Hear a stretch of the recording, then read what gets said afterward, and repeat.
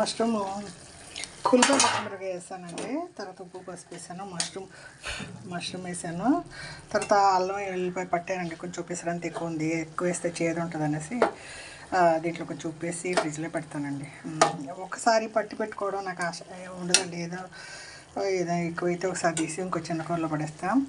దీనిలో అల్లం వెల్లిపాయ వేసాను కదండి. తర్వాత ఏం చేస్తా, కొంచెం నీళ్ళు ఎగిరిపోయాక కొంచెం కారం వేసి కొంచెం వాటర్ వేస్తాను. నా దగ్గర పొడి మసాలా ఇప్పుడు రెడీగా ఉంటుంది, అది వేస్తాను. తర్వాత మీకు గ్రేవీ కావాలంటే కొబ్బరి అయినా గసగసాలు ఏమైనా నూరు వేసుకోవచ్చండి. నేను దీంట్లో కొంచెం జీడిపప్పులు నానబెట్టాను, అది మిక్సీ పట్టేస్తాను, టేబుల్ మీదనే వేసేస్తానండి. నేను ఏదో వంట చేస్తాను, ఏదో ఆలోచిస్తూ ఉంటాను. నేను పాటలు పాడే చిన్మయ్య ఆవిడండి, ఒక రైటర్ పాటలు రాసే ఆయన మీద కేసేసిందండి 7-8 ఏళ్ల ముందు.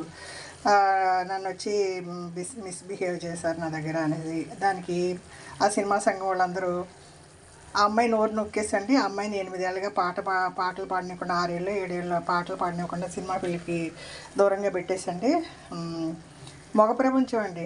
ఇక ఇప్పుడు ద్రౌపదికి అన్యాయం జరిగి అవమానం జరిగితే గొంతెత్తి అందరినీ మీ తోడలు ఇరిచేస్తాను, మీది తలలో నరికేస్తాను, నా మొగుళ్ళ చేత నిన్ను కొట్టించేస్తానని ప్రతిజ్ఞ చేసిందండి.